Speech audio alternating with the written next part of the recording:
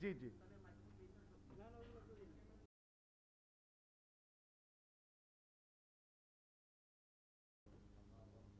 আপনাদের সবাইকে স্বাগতম জানাচ্ছি। আপনারা যদি লক্ষ্য করে থাকেন, একটা ছবি আসছে ওখানে, যেখানে এটা হলো সেই ঐতিহাসিক ছবিটা, যে ঐতিহাসিক ছবিটা যেদিন আমরা মুক্তিযুদ্ধে আমাদের শত্রুকে পর্যদুস্ত করেছিলাম এবং তারা আমাদের কাছে আত্মসমর্পণ করেছিলেন। সে আত্মসমর্পণ অনুষ্ঠানের সবচেয়ে বাম দিকের যে ব্যক্তিটা, সেটা হলো মেজর হায়দার, গেরিলা কমান্ডার, যিনি হাজার হাজার মুক্তিযোদ্ধাকে গেরিলা হতে সাহায্য করেছিলেন, ট্রেনিং করেছিলেন, ওটাকে ট্রেনিং দিয়েছিলেন। সেই ট্রেনিংয়ের ফলেই আমরা বাংলাদেশ এবং ভারতের যৌথ বাহিনী আমরা সেদিন বিজয়ী হয়েছিলাম। তাকে যদি আপনারা লক্ষ্য করেন, তার পাশেই আছে, মাত্র 30 বছর বয়স ছিল তখন, হলো কেরিলা কমান্ডার মেজর এটিএম হায়দার বীর উত্তমের বয়স তখন 30 বছর। তার পাশেই প্রায় 60 বছরের নিয়াজি সাহেব এবং অন্যান্যরা। সেদিনকে আমরা যেমন একটা বিজয় অর্জন করেছিলাম আজ থেকে 48 বছর পূর্বে, ঠিক একইভাবে শত্রুর বিরুদ্ধে একটা পদক্ষেপ আগিয়েছে। এই শত্রুটা দেখা যায় না চোখে, কিন্তু এটা সারা পৃথিবীর অর্থনীতি, কৃষি, স্বাস্থ্যনীতি সব কিছুকে পর্যদুস্ত করে দিচ্ছে। সেই হিস্ট্রিটা, সেইটার বিরুদ্ধে ঠিক এর সাথে প্রায় আজকে গণস্বাস্থ্য কেন্দ্রের বিজ্ঞানী বিজন কুমার শীল এবং তার সহকারী 4 জন খুব একটা সোজা সরল পদ্ধতি উদ্ভাবন করেছে। মুক্তিযোদ্ধা মুক্তিযুদ্ধ 1971 আমাদেরকে সাহস জুগিয়েছে, আমাদেরকে আত্মবিশ্বাস সৃষ্টি করেছে, আমাদেরকে উদ্ভাবনী শক্তি জুগিয়েছে। তার ইতিহাস ধরে একটু আপনাদেরকে জানাতে চাই। সে 1971 সনে যখন এই অবস্থার মধ্যে আমরা স্থাপন করেছিলাম বাংলাদেশ হাসপাতাল, 480 বেডের হাসপাতাল। ডাক্তার ছিল মাত্র 3 জন, 2 জন সার্জন, একজন নবীন ডাক্তার, সদ্য পাশ করা ডাক্তার। আমরা 1 মাসের ট্রেনিং দিয়ে সেই নবীন ডাক্তারকে আপটু থোরাকোটমি, অর্থাৎ চেস্ট কেটে, বুক ফেরে তার মধ্যে থেকে গুলি বের করা, তার মধ্যে থেকে করার মতো ট্রেনিং দিতে পেরেছিলাম অ্যানাস্থেশিয়ায়। তার নাম ডক্টর নাজিবউদ্দিন আহমেদ। উনি ময়মনসিংহ থেকে পাচ্ছে, একদম নূতন। পরবর্তীকালে আমাদের সাথে যোগ দিয়ে হায়দারের ছোট বোন হলো হলো সিতারা বেগম, ক্যাপ্টেন সিতারা বেগম। ওনাকেই আমাদের এই বাংলাদেশ হাসপাতালের কমান্ড্যান্ট হয়েছিলেন। ডক্টর মবিন ছিলেন অপর সার্জন, যারই কৃতিত্বে ওই হাসপাতাল চলেছিল। এই হাসপাতালের উদ্ভাবনীটা কী ছিল? 4 জন ডাক্তার 480 বেডের হাসপাতাল পরিচালনা করেছে। তার জনশক্তি কোথা থেকে এসেছিল? খুব সেদিনকার যারা তরুণী, মূলত তরুণী, আজকে তাদের মধ্যে অনেকেই জীবিতই আছেন। যেমন ধরেন আমাদের সুফিয়া কামালের মেয়ে সুলতানা কামালও ওই হাসপাতালে সেবিকার কাজ শিখেছে মাত্র 4 সপ্তাহ ট্রেনিং দিয়ে। আজকে সেখানে গীতা চক্রবর্তী, ইরা কর, গীতা কর, এরকম হাজার শত মেয়ে, 100-এর অধিক মেয়েকে আমরা মাত্র 4 সপ্তাহ ট্রেনিং দিয়ে মেডিকেলের মতো জিনিসের ডিমিস্টিফাই করতে পেরেছিলাম। যার ফলেই এত বড় হাসপাতালে, মুক্তিযুদ্ধের একমাত্র হাসপাতালকে দিয়ে আমরা যোগান দিতে পেরেছিলাম। স্বাধীনতার পরে বাংলাদেশ হাসপাতালের নামকরণ করেন বঙ্গবন্ধু শেখ মুজিবুর রহমান গণস্বাস্থ্য কেন্দ্র। আজকের যে গণস্বাস্থ্য কেন্দ্র, সেটা সেদিনকার বাংলাদেশ হাসপাতাল, এর নামকরণ বঙ্গবন্ধু স্থির করে দেন। এবং কেবল তাই না, উনি এই গণস্বাস্থ্য কেন্দ্রের সম্প্রসারণের জন্য সাভারে 31 একর জমি ও ভূমি দখল করিয়ে দিয়েছিলেন। সেখান থেকে আমাদের যাত্রা শুরু। আমাদের সেখানে নতুন ও উদ্ভাবন গণস্বাস্থ্য কেন্দ্রের একটা প্রায়শ একের পর এক ঘটনা। তখনকার দিনে আপনারা জানেন পাকিস্তানি বাহিনী বাংলাদেশি নারীর উপরে ভয়ানক অত্যাচার করেছিলেন। লক্ষ লক্ষ নারী সেখানে বিপর্যস্ত হন, অত্যাচারিত হন, অনেকে গর্ভবতী হয়ে পড়েন। এর জন্য আমরা সেদিন প্রথম অত্যন্ত যেটাকে কঠিন অপারেশন ছিল সেটাকে, তার নাম ছিল টিবেক্টমি, মিনি লেপারেটমি। গ্রামের মেয়ে লেখাপড়া 6 থেকে 8 ক্লাস পর্যন্ত পড়াশোনা করেছেন, কোনো মেডিকেল স্কুলে যান নাই, কিছু করেন নাই, তারা অপারেশন করেছিলেন। সেটাই পৃথিবীর সবচেয়ে প্রাচীনতম মেডিকেল জার্নাল দি ল্যান্সেটের 1975 সনের 27শে সেপ্টেম্বর, শনিবার ছিল, আজকের মতো সেদিনটাও শনিবার, তারা মূল প্রবন্ধ হিসাবে প্রকাশ করেছিলেন প্যারা professional surgeons in rural Bangladesh. Operation করতে পারে, লেখাপড়া জানেন না, কিন্তু বিলাতের লন্ডনের ইভিনিং মেইলে সামনের পাতায় 36 পয়েন্টে ব্যানার দিয়ে ছাপিয়েছিল, can't read or write but can operate.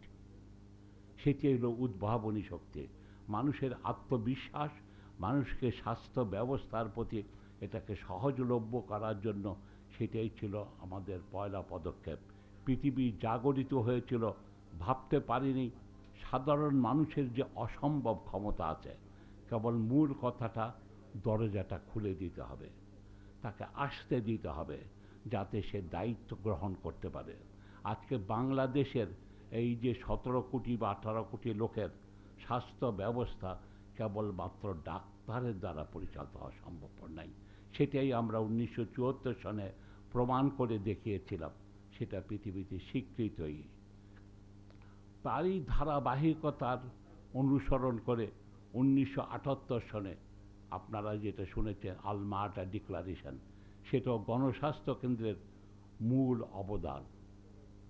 গণস্বাস্থ্য কেন্দ্রের যে সামগ্রিকভাবে যে যাদের পেপারটা ছিল, কিভাবে স্বাস্থ্য ব্যবস্থাকে গড়ে তুলতে হবে জনগণের সাহায্য নিয়ে, সেটাই 1978 সনে কাজাকিস্তানের আলমাটা শহরে গৃহীত হয়েছিল, হেলথ ফর অল বা ইয়ার 2000।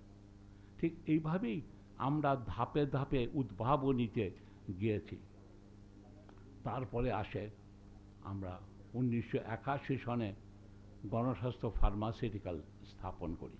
তখনকার দিনে যে সম্পূর্ণ ফার্মাসিউটিক্যাল ছিল বিদেশি কোম্পানিদের করা আয়ত্ত, এবং এইটাকে হাই টেকনোলজির নাম করে মানুষের ক্রয় ক্ষমতার বাইরের রকম যে ওষুধপত্রের দাম।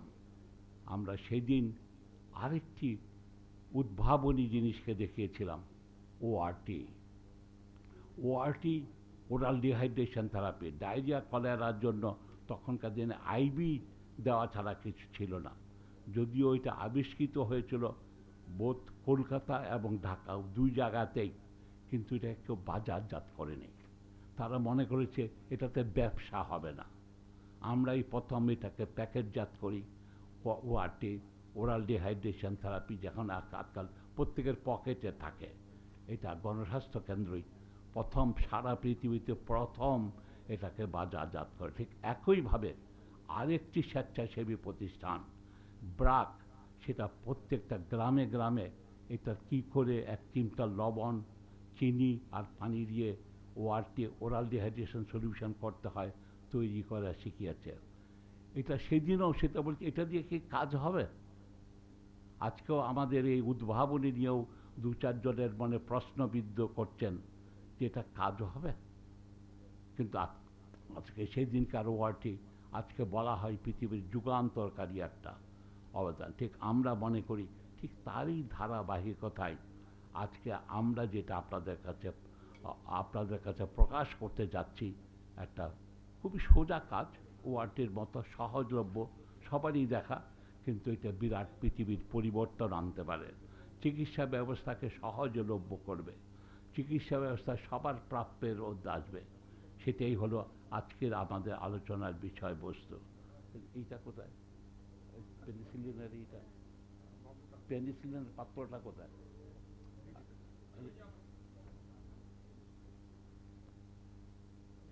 আজকে আপনারা অনেকেই জানেন যে পৃথিবীর প্রথম যুগান্তরকারী জিনিস হলো পেনিসিলিন। এটা 1928 সনে আবিষ্কৃত হলেও বাজারজাত হয়েছিল 45 সনে। এবং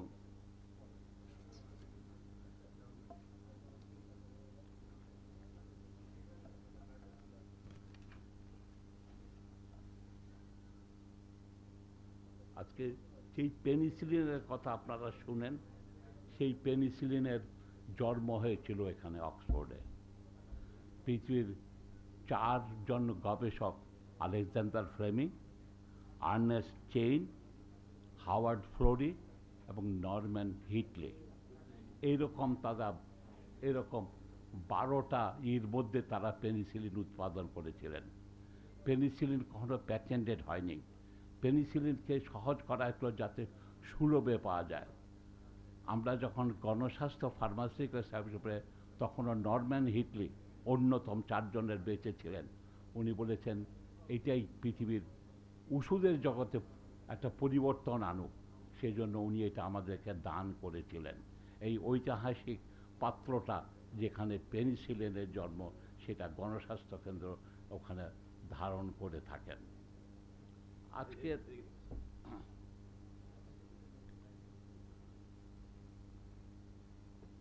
আমি বাড়াতে চাইনি, কেন আপনাদের আজকে আমাদের মূল কথা বলবেন বিজন কুমার শীল। তবে আমি লাস্ট একটা কথা বলতে চাই, আমাদের এই যে উদ্যোগ, এই উদ্ভাবন, এই সহজা কাজটা করার জন্য অনেকে আমাদেরকে সাহায্য করেছেন। এবং সেটা আশ্চর্যের ব্যাপার, তারা কেউ অনেকে স্বাস্থ্যের সাথে জড়িত না। অবশ্য পৃথিবীর অধিকাংশ পরিবর্তন স্বাস্থ্য খাতের এনেছেন ডাক্তাররা। ডাক্তাররা যত না পরিবর্তন এনেছেন, তার চেয়ে বেশি করেছেন অন্য অন্য পেশার ব্যক্তিরা। সেই ইতিহাস আজকে বলার হয়তো আমার সময় নেই, বলতে চাই না। তবে এই ক্ষেত্রে আমাদেরকে যারা বেশি সাহায্য করেছেন, আমি 2-4 জনের নাম উল্লেখ করতে চাই। প্রথম উল্লেখ করতে চাই আমাদের ফরেন মিনিস্টার আব্দুল মোমেন সাহেবের নাম, আবুল মোমেন সাহেবের নাম। যখন আমাদের জিনিসগুলি আটকা পড়ে থাকলো পৃথিবীর বিভিন্ন রাজধানীতে, পৃথিবীর এই করোনার কারণে যখন সম্পূর্ণ পথঘাট বন্ধ হয়ে গেল, তখন আমি উনাকে একটা ফোন করি। ওনার সাথে তো আমার খুব ভালো সুসম্পর্ক না, অনেক জায়গায় ওনার ক্রিটিসিজমই করেছি আমি। উনি বললেন যে কোথায় আমাদের চীনের গুয়াংজুতে বিমানবন্দরে যদি উঠিয়ে দেওয়া যায়। আপনি ছাড়েন জাফরুল্লাহ, ওখানকার আমাদের যে অ্যাম্বাসেডার, আমাদের বেজিংস্থ আমাদের অ্যাম্বাসেডার মাহবুবুজ্জামান সাহেব রাত্রে 12টা পর্যন্ত আমাকে ফোন করেছেন কিভাবে এটা উঠিয়ে পাঠানো যায় দেশে, আমরা এটা দ্রুত এখানে পাঠানো যায়। উনি এবং ওনার সহকর্মীরা বেজিং থেকে গুয়াংজুর অনেক বেশি দূরত্ব, তারা সেটা করে প্লেনে উঠিয়ে দিয়ে আমাদেরকে ঢাকায় পৌঁছানোর ব্যবস্থা করেছিলেন। ঠিক একইভাবে আমার তো জানেন যে এই দেশের শুল্ক ব্যবস্থাপনার অনেক গণ্ডগোল আছে। আমাদের যখন এনবিআরের চেয়ারম্যান মুনিম সাহেব, রহমতুল মুমিন সাহেবকে করলাম, বলতে একটা আইন কানুন আছে, তারপর বলেন যে দেখি। ঠিক একইভাবে সম্পূর্ণ শুল্কের ব্যবস্থার সলিউশন করে দেওয়া। ঠিক একইভাবে এইখানকার মাল আমরা অনেক আগে মাল বুক করেছি ইংল্যান্ডের থেকে, 2 মাসের আগে। সেটা এই কারণে সেই মাল এসে দুবাই পর্যন্ত এসে আসতে পারে নাই, কোনোটা মাল হংকং চলে গেছে। এই সব কিছুর জন্য তখন আমাদের কালেক্টর কাস্টম গোলাম কিবরিয়া সাহেবও শুক্রবার দিন যেতে এই দেশের লোকে কাজ করে না, তারা সেটা বলছে যে ঠিক আছে, যে কী করা যায়। তারা ভয়ানকভাবে সাহায্য করেছেন। এনাদের এই নাম উল্লেখ না করলে আমার কাছে মনে হয়েছে এইটা, হ্যাঁ হ্যাঁ, এটাতেই হয়ে যাব। তারপরে হলো আজকে ইউএস বাংলা আমাদের গুয়াংজু থেকেও মালটা এনে দিয়েছে, আবার ব্যাঙ্গালোর থেকেও এনেছে। এবং আরেকটা ব্যাপার, আমরা মাঝখানে আমাদের ওখানে বৈদ্যুতিক বিভ্রাট হয়েছিল, খবরটা শুনে তার চেয়ারম্যান সাহেব আউট অফ দি ওয়েতে বলতে টাকা পয়সা পরে দেখা যাবে, কী কী কানেকশান করতে হয়নি। তো বাংলাদেশে এখনও অনেক ভালো মানুষ আছে, অনেকে সাহসী মানুষ আছে, যারা এই আমলাতান্ত্রিকতার বাইরে এসে এটাকে আমাদের এই উদ্ভাবনীতে সাহায্য করেছে। তবে এইটার এখনও আমাদের যাত্রাপথে অনেক বন্ধুর ব্যাপার রয়ে গেছে, এটা যেতে হবে আমাদের অনেক দূর। আজকে আমরা এখানে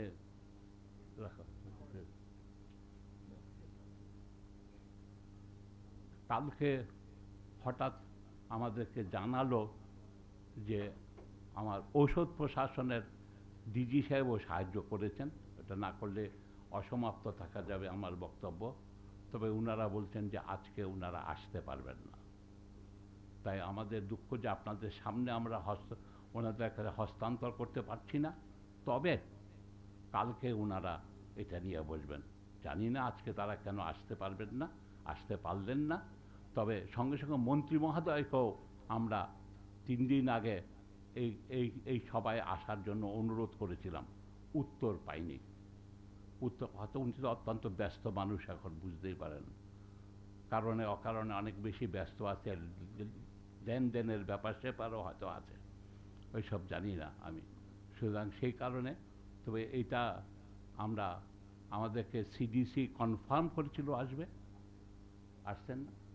আচ্ছা আচ্ছা, একমাত্র সিডিসি আমরা ওনাদেরকে দিয়ে দেব, আর বাকিদেরকে কালকে আমরা সরকারিভাবে প্রত্যেকের যার যার অফিসে পৌঁছাবো। আমরা আর্মি প্যাথোলজি ল্যাবরেটরিকেও আমন্ত্রণ জানিয়েছিলাম, ওনারা যাকে ক্যান্টনমেন্ট এই দেশের অনুমতি পান নাই বলে আসতে পারবেন না। বিএমআরসি চেয়ারম্যান সাহেব ফোন করে আমাকে জানিয়েছেন উনি অসুস্থ, তাই আসতে পারলেন না। তবে কালকে আমরা হয়তো আপনাদের এত ক্যামেরা থাকবে না, আমরা কালকে তাদের যত দরকার পড়ে এই কি, এটা খুবই সোজা সরল ব্যাপার, এটা সম্পর্কে বিজন বুঝিয়ে বলবেন আপনাদেরকে, ডক্টর বিজন কুমার শীল বুঝিয়ে বলবেন আপনাদেরকে। আমি এখন অনুরোধ করছি বিজন যেন বলে, আপনারা যে এসছেন, সময় দিয়েছেন, এটার ব্যাপারে আপনারাই আমাদেরকে সাহস জুগিয়েছিল, যেই সাহস সেই 1971 সনে মেজর হায়দারের মতো ইয়াং লোকেরা জুগিয়েছিল। আজকে সাধারণ মানুষই আমাদের শক্তি, তাদের উদ্ভাবনী ক্ষমতা, সেটি এই বাংলাদেশকে অনেক দূর এগিয়ে নিয়ে যাবে। আপনাদের সবাইকে ধন্যবাদ।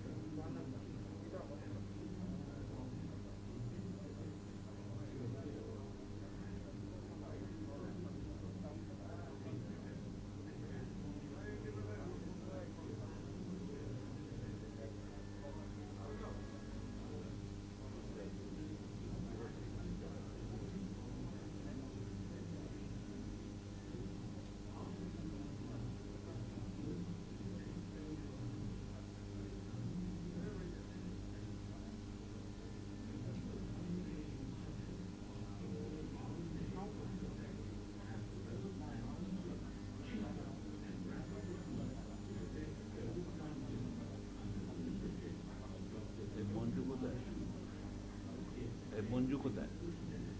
মঞ্জু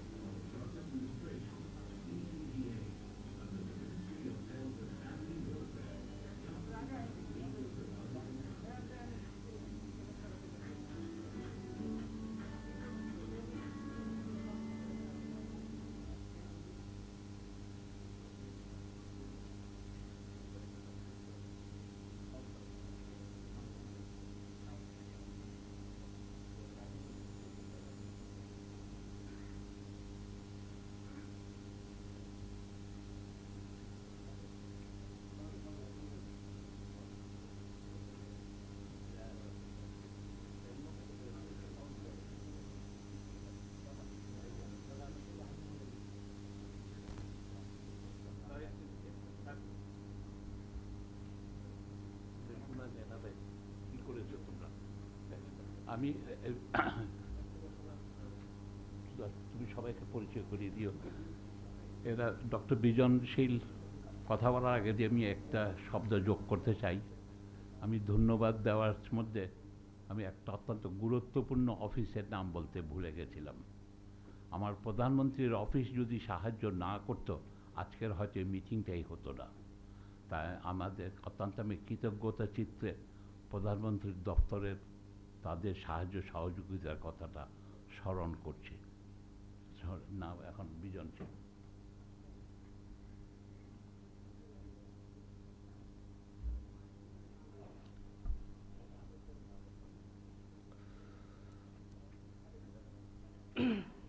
অ্যাকচুয়ালি আমি খুব হয়ে গেছি কিছুটা। আহ, আপনারা জানেন যে গত 2 মাস থেকে আমরা এটার উপর কাজ করছি,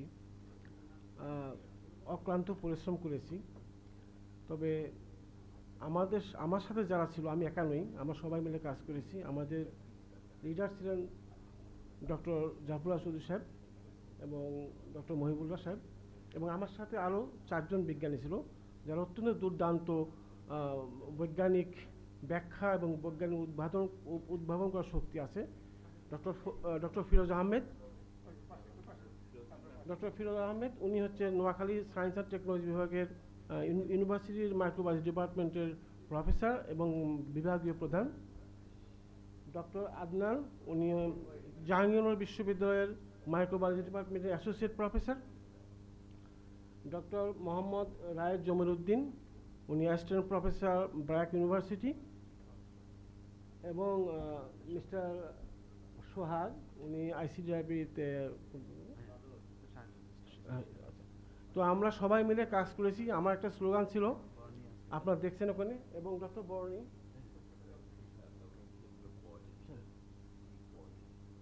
এবং আমাদের পুরো টিমকে কোঅর্ডিনেট করেছেন ডক্টর মাহবুবুল্লাহ খন্দকার।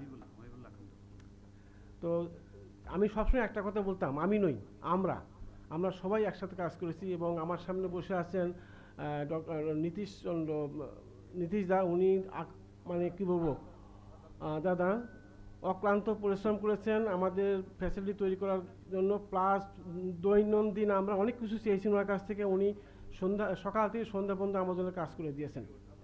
তো সব কিছুর পরে যেটা হয়েছে, আমি বলতে পারি যে আমরা অ্যাচিভ করেছি, we have done it and we achieved it. আশা করছি আমরা আগামীকাল থেকে প্রোডাকশনে চলে যাব।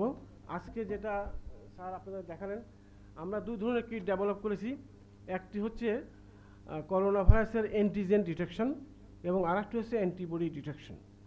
আপনারা বোধ করে জানেন যে প্রত্যেকটা ইনফেকশনে 2টো সাইকেল থাকে বা 2টো ডোর থাকে, যাকে বলা জানালা বলা হয় আর কি।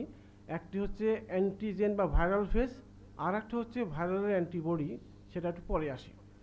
এই জন্য পৃথিবীর কোনো টেস্টই এককভাবে 100% রোগকে শনাক্ত করতে পারে না। যদি কেউ ক্লেম করে তাহলে ভুল বুঝছে সে।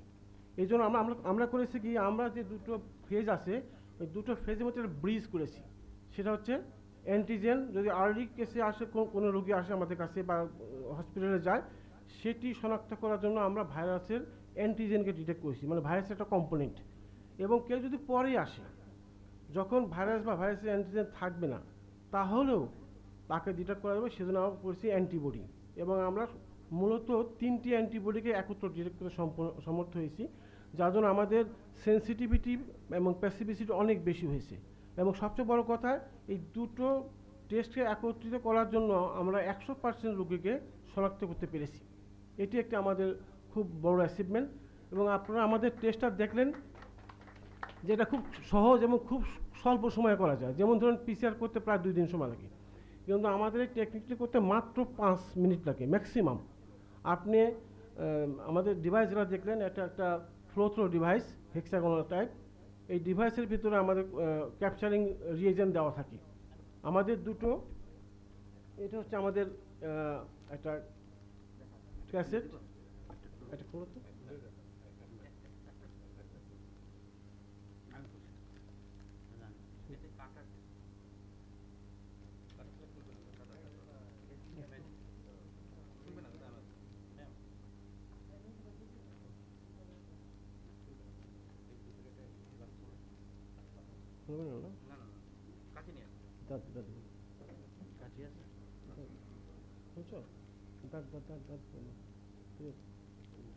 যাই হোক, এটা আমরা যারা ছবিতে দেখছেন, এর ভিতরে একটা আপনার ডিভাইস থাকবে, এবং ডিভাইসের কি সংরক্ষণ করার জন্য সিলিকা জেল দেওয়া থাকে।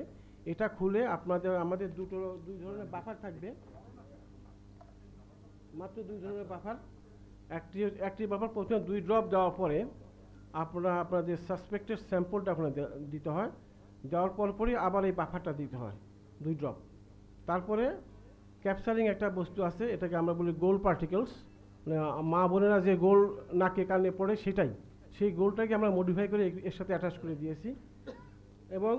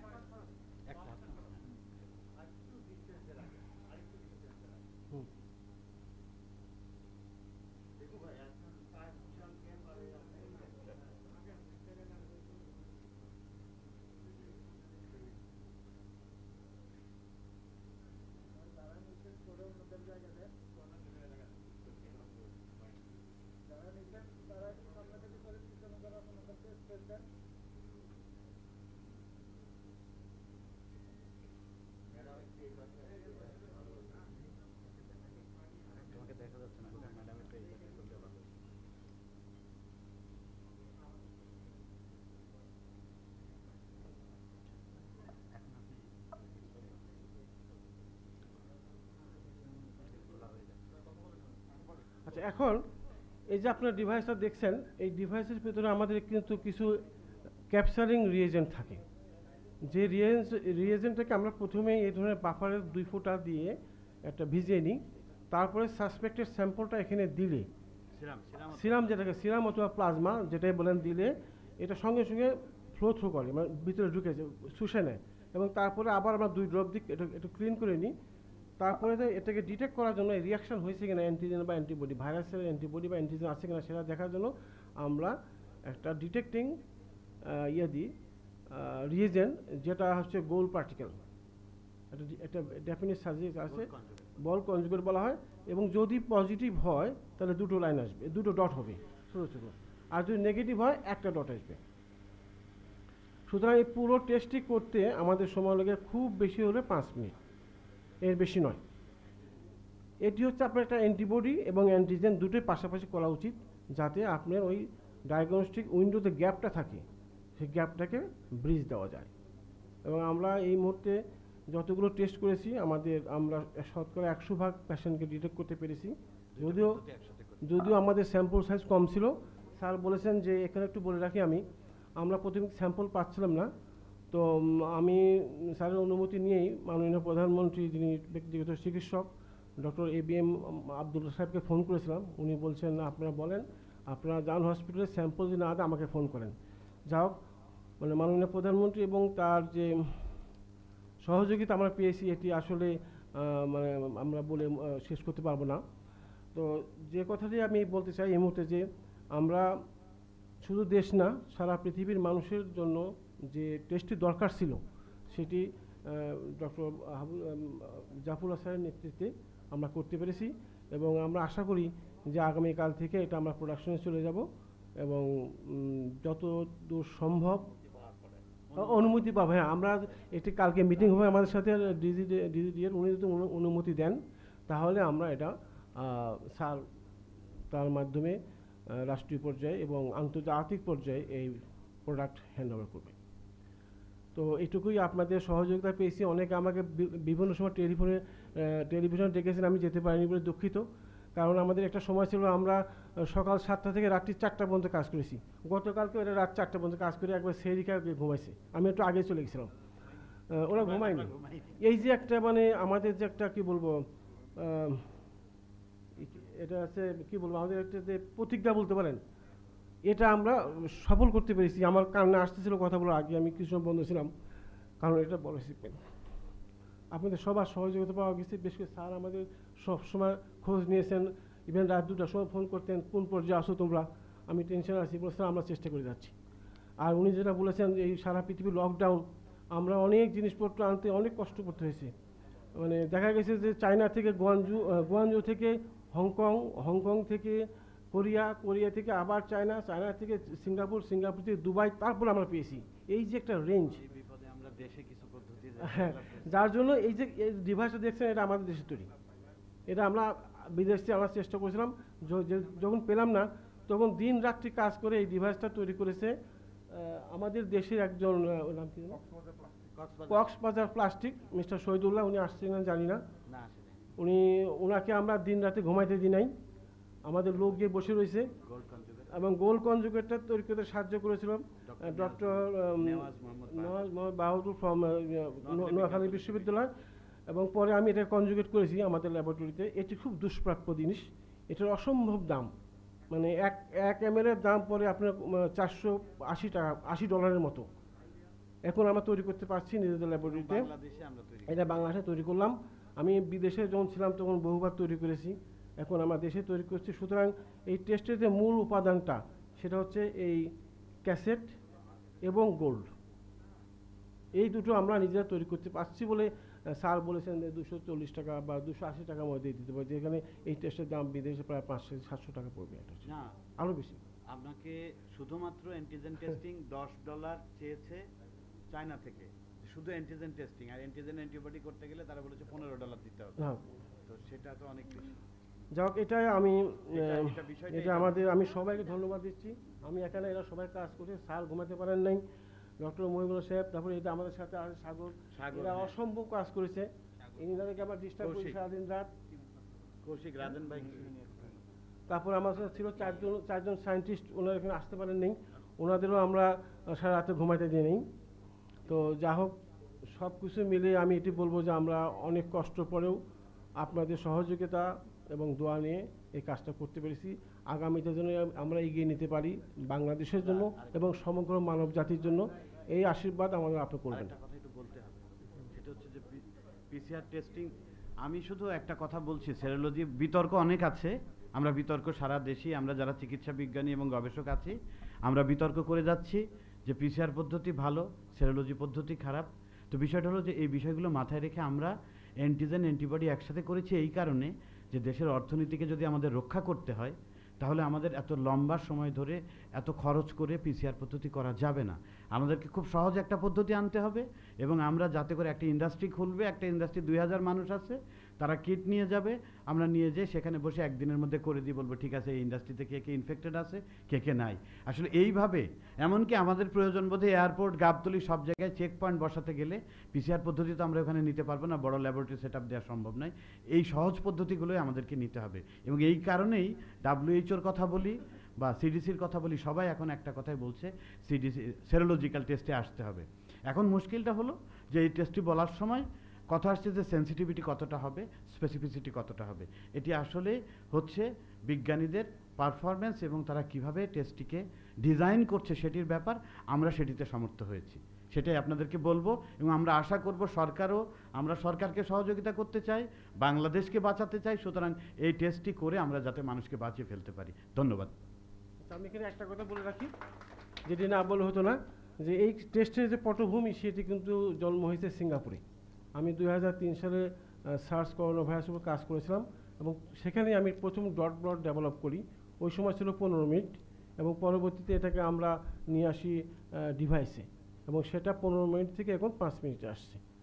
সুতরাং আমার বিশ্বাস যে এটা সবার জন্য কার্যকর হবে। অসংখ্য ধন্যবাদ।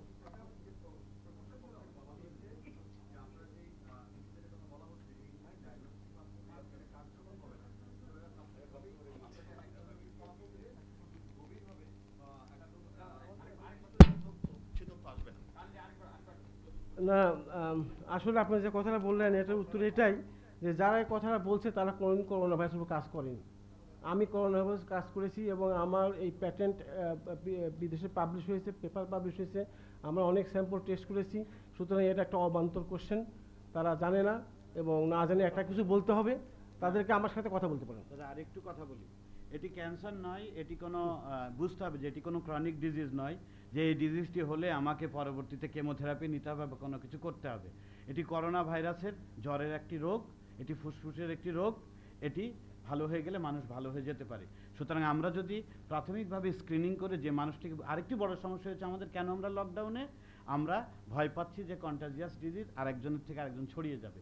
সুতরাং প্রাথমিকভাবে যদি কারো মনে হয় যে না ওনার অ্যান্টিবডি বা অ্যান্টিজেন পজিটিভ আছে, আমরা আজকে বলছি না, তবে 1 মাস পরে হয়তো আমাদেরকে যদি সরকারের পক্ষ থেকে যে সহযোগিতা দিচ্ছে কিছু স্যাম্পল দেয়, তাহলে পিসিআর পদ্ধতিকেও চ্যালেঞ্জ করব, কোনো সমস্যা নেই। তো বিষয়টি হলো যে প্রাথমিকভাবে ধরার পরে রোগটি যদি হয়েছে কিনা কারো জানতে পারার পরে উনি নিজে সাবধান হবেন, উনি আরেকজনকে কন্টামিনেট করবেন না, উনি আমার সোসাইটিকে নষ্ট করবেন না, একটা উনি নিজে সতর্ক হয়ে মেডিকেশন নেওয়া শুরু করবেন। সুতরাং আমার তো এত বেশি কনফার্মেটরি টেস্ট নাকি প্রিজামটিভ টেস্ট, স্ক্রিনিং টেস্ট এত কিছু বলার তো দরকার নাই। মূল বিষয়টি হচ্ছে যে আমাদের বুঝতে হবে যে করোনার অ্যান্টিবডি বা অ্যান্টিজেন যদি কারো শরীরে থাকে উনি একটু সতর্ক হবেন। যদি অ্যান্টিজেন থাকে পজিটিভ, যে না ঠিক আছে এখনও ভাইরাস রয়ে গেছে শরীরে, ছড়াতে পারে। যদি ওনার মনে হয় যে না আমি সুস্থ আছি, তাহলে ওনার অ্যান্টিবডি আসছে, তার মানে হচ্ছে যে উনি আর অলরেডি ওনার শরীরে অ্যান্টিবডি এসে গেছে, আর কোনো সমস্যা নেই, উনি নিশ্চিন্তে কিছু রেস্টে যেতে পারেন। আরেকটি সুবিধা আছে যেটি আপনারা হচ্ছে, সেটি আমার বাড়াইয়ে বলা হয়ে যায়, সেটি হচ্ছে যার করোনা হয়ে গেছে সেই মানুষটির শরীরে প্রচুর অ্যান্টিবডি হয়। এই অ্যান্টিবডি থেরাপি এখন চলছে, প্লাজমা থেরাপি পৃথিবীতে, যে যাদের আইসিইউতে আছে তাদেরকে প্লাজমা থেরাপিও দেওয়া যায়। আমরা ওই পর্যন্ত যাব না, শুধু এইটুকু বলছি প্রাইমারি স্ক্রিনিং করে আমরা বাংলাদেশে কতজন রোগী আছে বা যারা ইনফেক্টেড তাদেরকে যদি আমরা আলাদা করে ফেলতে পারি, আমাদের এরকম লকডাউনে থাকতে হবে না, এটা থেকে আমরা মুক্তি পাবো। হ্যালো অসংখ্য ধন্যবাদ। হ্যালো ও নিউ ইয়র্কে ইতিমধ্যে ম্যাস অ্যান্টিবডি টেস্টিং শুরু হয়ে গেছে। দাদা আপনার কোনো কোশ্চেন আছে? জি, please। না, এটা শুনেন, এই অ্যান্টিবডি টেস্টিং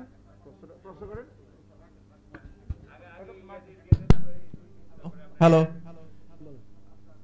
আমরা জানি যে সংস্থা কর্তৃক অনুমোদিত হওয়ার পর এটাতে অ্যাপ্লাই করা উচিত, তাই না? তো মানে সেক্ষেত্রে কোনটা কি আসলে মানে সরকারের কোন সংস্থা অ্যাপ্রুভ করবে দেন আপনারা অ্যাপ্লাই করবেন, এটা কি মানে করা হয়েছিল কিনা? যে এটা মূলত সরকারের পক্ষ থেকে, সরকারের ওষুধ প্রশাসন অধিদপ্তর যারা, তাদেরই দায়িত্ব এটা করার। আমরা গত মার্চ মাসের 18 তারিখে প্রথম আমরা ওনাদের কাছে দরখাস্ত করি এবং সেই দরখাস্ত এখন একটা প্রক্রিয়া ধাপে ধাপে কাজ চলতেছে। এখন পর্যন্ত ওনারা আমাদেরকে প্রোডাক্ট ডেভেলপমেন্টের অনুমতি দিয়েছে। এই প্রোডাক্ট ডেভেলপমেন্ট আমরা করেছি।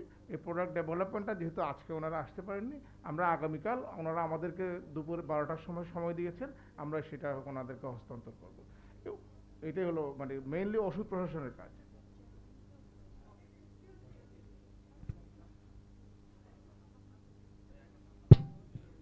আমি একটু জানতে চাচ্ছিলাম, কোনো একটা উদ্ভাবন আবিষ্কার করার পরে আপনি সেটি রেজিস্ট্রেশন হওয়ার প্রক্রিয়াটা বাংলাদেশে কি?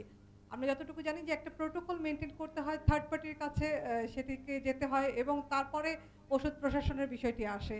ওষুধ প্রশাসনের তো এককভাবে কোনো কিছু কোনো ড্রাগের প্রতি যাচাই বাছাই করার ক্যাপাবিলিটি তার নেই, সেটি একটি প্রোটোকল আছে, সেই প্রোটোকলটা আপনারা মেনটেন করছেন কিনা?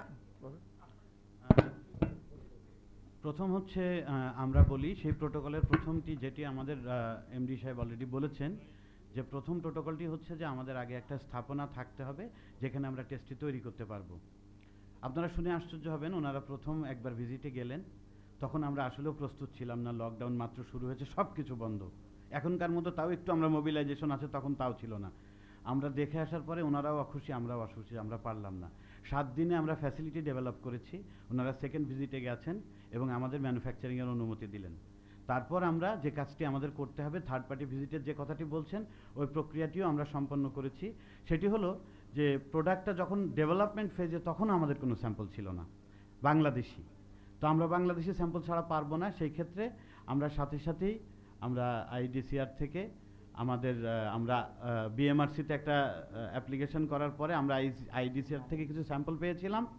তারপরে আমরা বিএমআরসিতে ইতিমধ্যে প্রক্রিয়া সম্পন্ন করেছি যে আমরা একটা ক্লিনিক্যাল স্টাডি করব।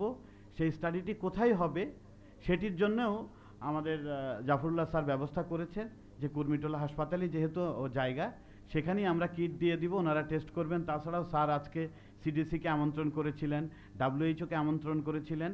সব জায়গা থেকেই আমরা রিপোর্ট নেয়ার পরেই হয়তো ডিজি ড্রাগকে বলতে পারি। কিন্তু একটা কথা আপনাদের মাথায় রাখতে হবে, সেটি হচ্ছে যে চরম আত্মবিশ্বাস নিয়ে আমরা বিজ্ঞানীরা একটি কাজ করেছি এবং এ পর্যন্ত আপনাদের সামনে এসেছি। যেটুকু বলতে, সেই কথাটি হলো যে ইমার্জেন্সি সিচুয়েশান যখন হয়, পাবলিক হেলথ ইমার্জেন্সি, তখন অনেক কিছুই নতুন করে দিতে হয়, তাড়াতাড়ি করে অ্যাপ্রুভাল দিতে হয়।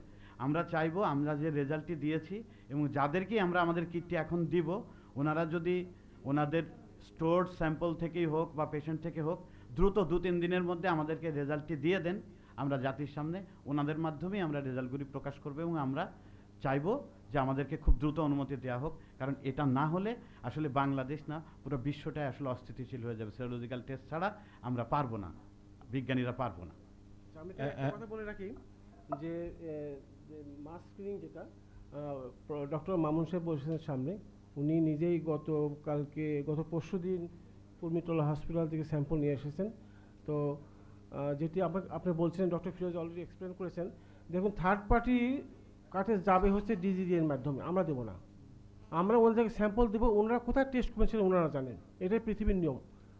যদি কোনো রেগুলেটরি বডির কাছে কোনো প্রোডাক্টের অ্যাপ্রুভাল নিতে হয়, তাহলে ওই রেগুলেটরি বডিকে প্রোডাক্ট দেওয়া হয়, সেই রেগুলেটরি বডি ডিসিশন নেয় কোথায় না যাবে। They have the contract laboratory, এবং তখন তারা সেখানে টেস্ট করে রিপোর্ট দেয় আমাদেরকে, ইয়েস ইট ইজ গুড। সুতরাং আমরা সেটা ডিসিশনের মানুষ নই। ডক্টর মামুন সাহেব এখানে আসছেন।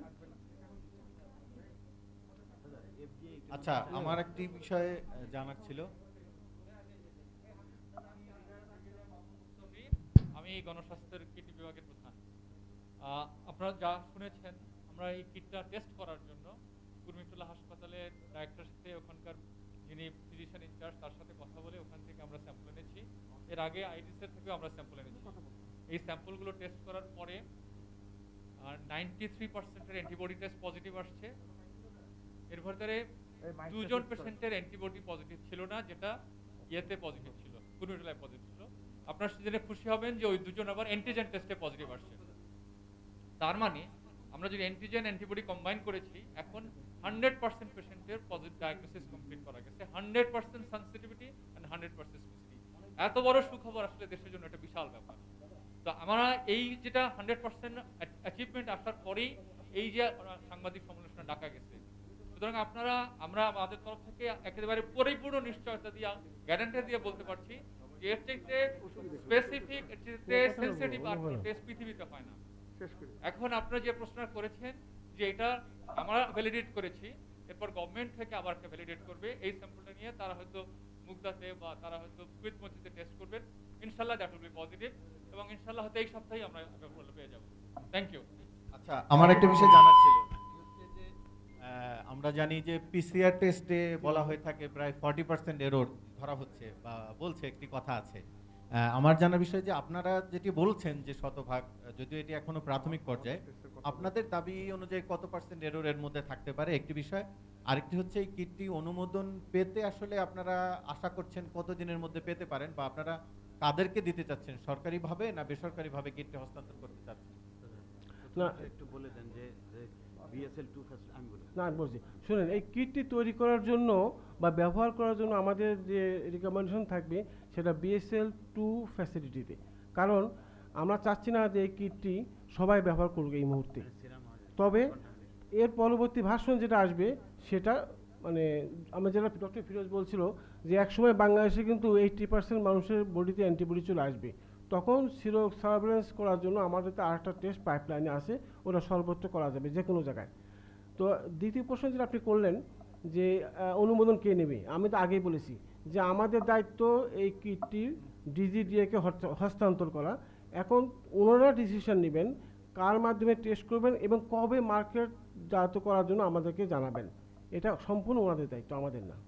এররটা নিয়ে আপনি আচ্ছা, এরও যেটা বলছেন, প্রত্যেকটা টেস্টের একটা এরর আছে, এমন কোনো টেস্ট নেই পৃথিবীতে 100% কারেক্ট। তো আমাদের যেমন অ্যান্টিবডিতে আমরা 7% ডিটেক্ট করতে পারছি না, আবার অ্যান্টিজেনে আমরা প্রায় 30% ডিটেক্ট করতে পারিনি, কিন্তু এই দুটোকে জন্য আমরা কম্বাইন করেছি, এই এররটাকে আমরা ওভারকাম করতে পেরেছি। এটা পেশেন্ট মনে করি একজন পেশেন্ট কবে আসবে ক্লিনিক্সে, কবে স্যাম্পল দেবে সেটা কিন্তু আমরা নির্ধারণ করতে পারি না, এবং তার বলতে ভাইরাস থাকতে পারে অথবা অ্যান্টিবডি থাকতে পারে। যখন অ্যান্টিবডি এসে যায় তখন ভাইরাস থাকে না, এবং ওই মুহূর্তে পিসিআর কিন্তু কাজ করে না, এবং আমাদের অ্যান্টিজেনও কাজ করেনি। কিন্তু যখন অ্যান্টিবডি আসছে তখন কিন্তু পিসিআরও কাজ করে না, তখন আমাদের টেস্ট কাজ করেছে। আমরা যে একটা গ্যাপ ছিল দুটো টেস্টের মধ্যে, একটা উইন্ডো বলা হয়, মানে ভাইরাস এবং অ্যান্টিবডি এই দুটোর মধ্যে একটা গ্যাপ আছে, ওই গ্যাপটাকে আমরা ব্রিজ দিয়েছি। সেটা হচ্ছে অ্যান্টিজেন অ্যান্টিবডি দুটো টেস্টে একত্র করে। এটা আমাদের একটা বড় অ্যাচিভমেন্ট বলে আমরা মনে করছি। দিয়েছেন আমাদের স্পেসিফিসিটি এবং সেনসিটিভিটি 100%, এবং আপনাদের কোনো ফলস পজিটিভ ফলস নেগেটিভ এই কিটে আসে না। না, এটা একটু যদি আপনার মুখ থেকে বলেন। আর হচ্ছে একটি কিট দিয়ে আপনি কতটা স্যাম্পল নমুনা আপনারা পরীক্ষা করতে পারবেন? আপনি একটা টেস্ট দিয়ে একটা স্যাম্পল টেস্ট করতে পারবেন, একটা বেশি পারবেন না। এটা দেখেন, এটা একটা ডিভাইস, এটা দেবে একটাই পারবেন। আবার যদি অ্যান্টিজেন করেন সেটা একটা ভিন্ন, আবার অ্যান্টিবডিগুলো ভিন্ন। আর আপনি যে কথাটা বললেন যে এরর বা নন স্পেসিফিক রিয়াকশান যেটা থাকে, নন স্পেসিফিক রিয়াকশনটাকে আমরা ওভারকাম করেছি দুটোকে কম্বাইন করে। এটা আমাদের সাকসেস। একটু বুঝাই বলতে হবে আবার, মানে জিনিসটা উনি ক্লিয়ার হন। জিনিসটা হলো যে আপনি বলছেন যে কিভাবে আমরা 100% করলাম। ফলস পজিটিভ ফলস নেগেটিভ, আপনাকে একটা জিনিস আমরা ক্লিয়ার করেছি যে আমরা অ্যান্টিজেন এবং অ্যান্টিবডি দুইটা করার কারণে কখন একটু ফলস পজিটিভ তো আসবেই বা ফলস নেগেটিভ। আমরা কত বলেছি সেন্সিটিভ বলেছি, সেন্সিটিভিটি হচ্ছে আমাদের এলাইজা অ্যান্টিবডির 93%। তার মানে হচ্ছে আমরা 7% রোগীকে কিন্তু ধরতে পারিনি অ্যান্টিবডি। আবার বলেছি স্পেসিফিসিটি 97%, তার মানে আমি 3% আমার ফলস পজিটিভ হচ্ছে, নেগেটিভ নাই। তাহলে ফলস পজিটিভ থাকবে না তা তো বলিনি। কিন্তু আমরা কি বলেছি, আমরা বলেছি যে আমার অ্যান্টিজেন যখন আমি এর সাথে অ্যাড করেছি তখন আমার কি হয়েছে, আমার অ্যান্টিজেন হচ্ছে 68% ধরতে পারছে। তো 68% ধরতে পারছে, কিন্তু স্পেসিফিসিটি হচ্ছে তার 100%। অর্থাৎ সে তার ভাইরাস যার বডিতে আছে সেরকম সবার তো ভাইরাস থাকে না। ওই যে বললো যে উইন্ডো পিরিয়ডটা, যেটা হচ্ছে যে 6ষ্ঠ ডে পর্যন্ত ভাইরাস অনেক হাই মানুষের বডিতে, কিন্তু 7ম ডে থেকে ভাইরাস কমতে শুরু করছে, কিন্তু ওখান থেকে আবার অ্যান্টিবডি বাড়তে শুরু করছে। তো এই যে সময়গুলোতে আমরা দাবি করছি না, আমরা বলছি যখন আপনি অ্যান্টিজেন করবেন তখন আপনি আসলে 68% মানুষের পজিটিভ পাবেন, কিন্তু যখন আপনি অ্যান্টিবডি করবেন 93% পাবেন। কিন্তু আমি বলছি যে আপনি তো আসলে দেখতে চাচ্ছেন কার করোনা হয়েছে কার হয়নি। কেউ অ্যাকিউট ফেজে থাকবে, কেউ কনভ্যালেসেন্স ফেজে থাকবে, অর্থাৎ সেরে যাওয়ার অবস্থায় আছে, কেউ বাজে অবস্থায়, অর্থাৎ রোগের খুব খারাপ অবস্থায় আছে। সেই দুইটা ধরার জন্যে আমরা যেটা করেছি যে অ্যান্টিজেন এবং অ্যান্টিবডি একসাথে করে দিয়েছি, যে আমার ওই 93-কে কাভার দিবে আমার এই 68%। আমি কি এখন বোঝাতে পেরেছি আপনাকে যে আমি দুইটা গ্যাপ যাতে না থাকে, মিস যেন না যায়, এই জন্য অ্যান্টিজেন অ্যান্টিবডি একসাথে করেছি আমরা। আচ্ছা, আমি এর সাথে একটু অ্যাড করি। ডায়াগনোসিস টেস্টের একটা কিন্তু ইয়ে আছে, যদি আপনার টেস্ট লিঙ্গারিং হয়, মানে ধরুন একটা টেস্ট, এই টেস্টে যদি আমি 1 ঘন্টা ধরে করি আমার কিন্তু স্পেসিফিসিটি অনেক কমে যাবে, কিন্তু আমাদের সময়টা এতই কম, মাত্র কয়েক সেকেন্ড। এই কম সময়ের মধ্যে স্পেসিফিক অ্যান্টিজেন বা অ্যান্টিবডি ছাড়া রিয়াকশন হয় না। আমরা ওই সুযোগটাই দিচ্ছি না, যে নন স্পেসিফিক অ্যান্টিবডিকে অ্যান্টিজেন অ্যাটাচ করবে এই সুযোগ আমরা দিই না। আমরা শুধুমাত্র স্পেসিফিক অ্যান্টিবডিকে অ্যাটাচ করার সুযোগ দিয়েছি। এখানে কিন্তু আমাদের একটা টেকনিক আছে, এটা খুব ভালো কাজ করে। আপনার বাজারে যে টেস্টটা পাবেন খুব শীঘ্রই হয়তো পাবেন ল্যাটারাল ফ্লো, সেখানে থেকে আমাদের টেস্টের একটা ডিফারেন্স আছে।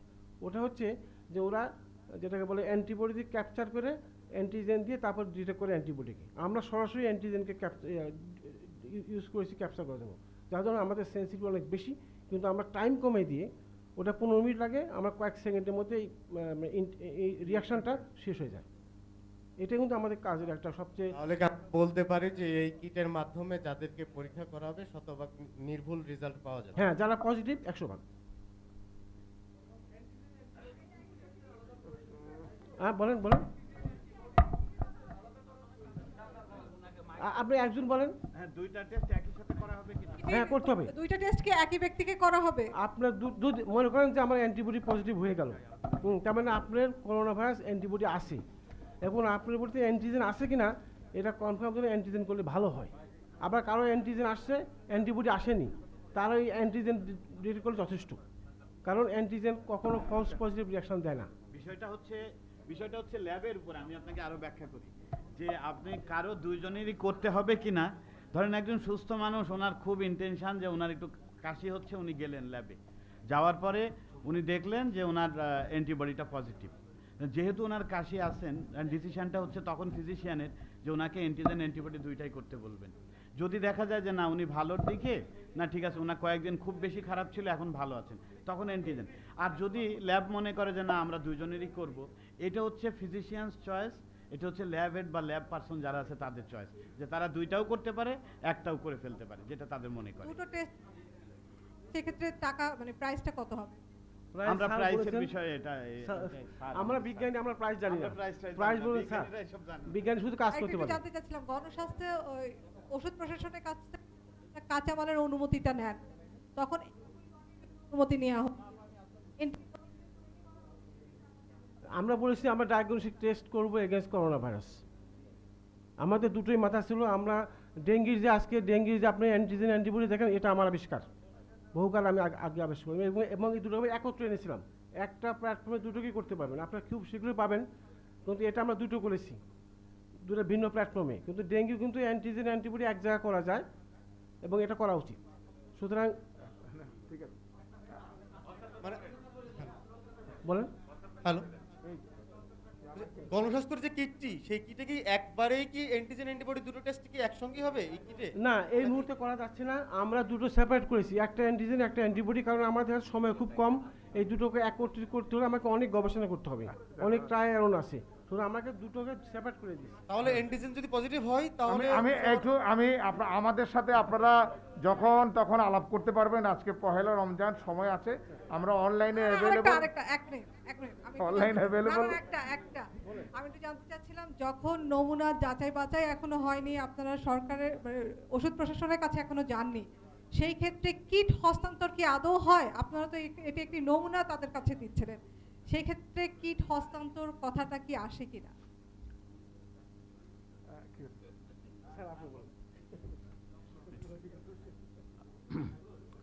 একটা কথা হলো যে আমাদের ঔষধ প্রশাসনের এই জাতীয় কিটের প্রতি কোনোই অভিজ্ঞতা নাই। সম্ভবত এইটাই তাদের জীবনের পয়লা জিনিস যেটা নিয়ে তারা সমস্যায় পড়েছে। এখানে যে এটা ওষুধ না, ওষুধকে যেই পদ্ধতিতে করা হয় রেজিস্ট্রেশন, আর এটা একই পদ্ধতি হবে না। সেই জন্যই আমরা যেটাকে করছি, আমাদের সকল তথ্য দিচ্ছি, ওনারা যেটাকে অন্য একটা থার্ড পার্টির কথা যেটা বলছেন, সেটা আর্মি প্যাথোলজি ল্যাবরেটরি আছে, আইসিডি ডিআরবি আছে, আমাদের বিএসএমইও আছে, তারা নিজেরা, আমরা যে তথ্যগুলি দিচ্ছি তারা নিজেরা সেটা পরীক্ষা করে দেখবেন। দেখার পরে তাদের ফলাফল পাওয়ার পরেই ওষুধ প্রশাসন এটাকে দেবেন। এটা কিন্তু ওষুধ না, এটা খাবার ওষুধ না, গায়ে লাগানোর ওষুধ না। একটা জিনিস মনে রাখতে হবে, এটা কিন্তু সেই রকমেরই না। এইটা একটা ডায়াগনস্টিক, এটা রোগটাকে নির্ণয় করে দিতে পারি, এটা কিন্তু চিকিৎসাও না। সুতরাং ওই একই পদ্ধতিতে সব কিছু হবে না। এবং এইটা যে আপনারা যেটা বলছেন হস্তান্তর, আজকে হ্যান্ডওভার না করলে, আপনি শুনেন কথা, ওর দিকে কথা বললেন না, কথা বললে তো কথা শুনবেন কি করে? আপনারা যদি আজকে যদি আমাদেরকে যেমন যেমন আমাদেরকে বলেছে যে আমরা যদি তৈরি করার অনুমতি না দেন তাহলে আমি এক্সপেরিমেন্টটা করবো কী করে? সেই জন্য ওনারা কাঁচামাল আমদানি করা দিয়েছেন। তারপরে আমদানি করার পরে এটা তো আমরা তৈরি করে আমরা বাজারজাত করতে পারবো না। আমরা কাউকে আপনাদেরকে এটা পরীক্ষামূলক আমি পয়সা নিতে পারবো না। এটাকে তৈরি করে স্যাম্পল তৈরি করেছি আমরা, তাদের কাছে ওনারা আজকে আসতে পারেন নাই, হয়তো শনিবার কাজকর্ম আছে, একটা আরাম আয়েসেরও ব্যাপার স্যাপার আছে, লেনদেনের এইতে তারা ওনাদেরকে কালকে ওনারা বলেছেন কালকে পৌঁছে দেবো, আমরা ওনাদের অফিসে পৌঁছে দেব। ওনারা যেখানে যেখানে দিতে বলেন সেখানে সেখানে দেব। ওনারা যাকে ইচ্ছা তাকে দিয়ে পরীক্ষা করাবেন। সেই যেটা আছে আজকে এখানে সিডিসি আছে, তারাকেও তো আমরা দিয়ে দেব, তারা নিজেরাও দেখতে পারবেন। এবং সরকারের অন্যান্য পৃথিবীর অন্যান্য জায়গাতে যেভাবে করে সেই পদ্ধতিতে যাবে।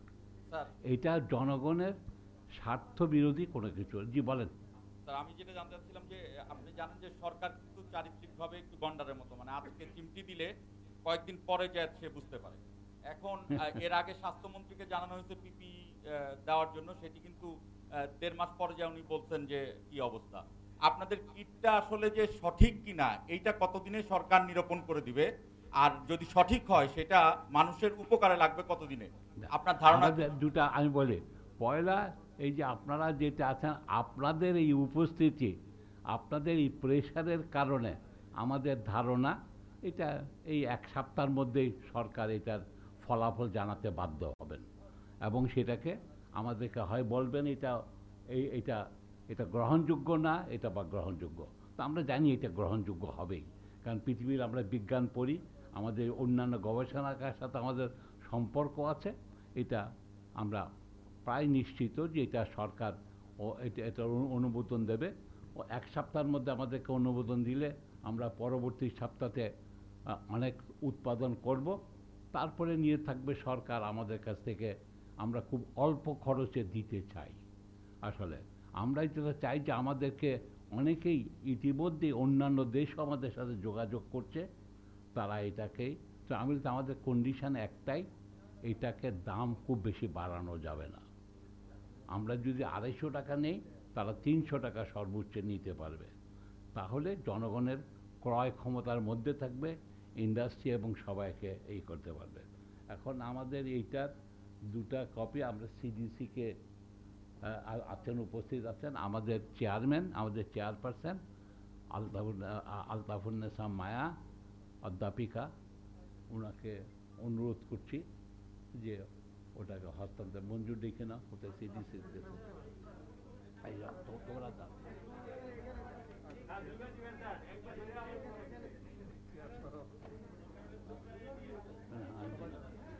না তুমি যাও, তুমি যাও।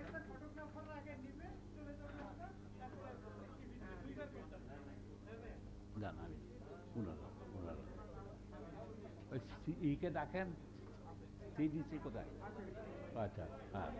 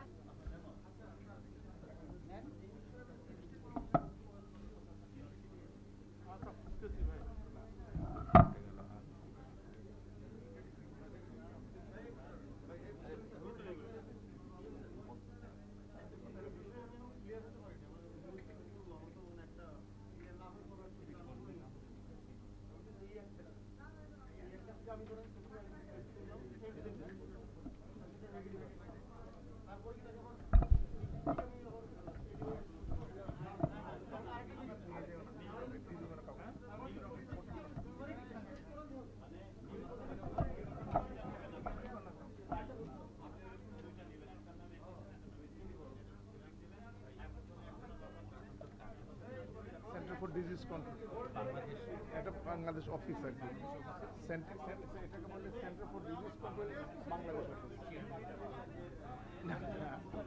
জনস্বাস্থ্য কেন্দ্রের চেয়ারম্যান আর সেন্টার ফর ডিজিজ কন্ট্রোলের প্রতিনিধি আসছে, উনি নিয়ে যাচ্ছে। সিডিসি বাংলাদেশের একটা অফিস, মাইকেল ফ্রিডম্যান বাইরে বেরোতে পারে না, উনি পাঠিয়েছেন ওই যে ভদ্রলোক।